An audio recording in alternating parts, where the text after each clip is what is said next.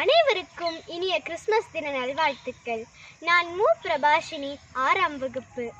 தியாகத்தின் திருவுருவமான இயேசு கிறிஸ்து பூமியில் மனிதராக அவதரித்த தினமான கிறிஸ்மஸ் பற்றி பேசுவதில் மிக்க மகிழ்ச்சி அடைகிறேன்.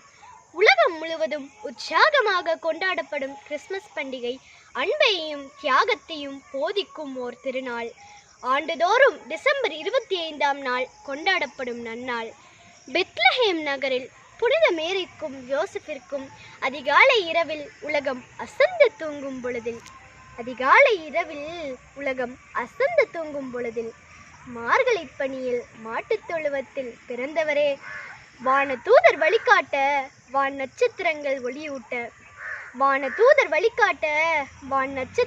ஒளியூட்ட இடையர்கள் கண்ணில் பட்ட யூத குலத்தில் பிறந்த தேவமகனே, உம் பிறப்பு மீண்டும் என்று ஏங்குகிறோம் நாங்கள் இன்று.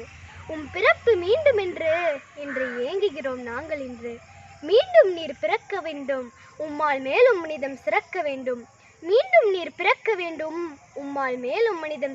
வேண்டும். இத்திருநாளில் கருணையின் வடிவான இயேசுவின் வழி நடந்து ஏழை எளிய மக்களுக்கு உதவிடுவோம்.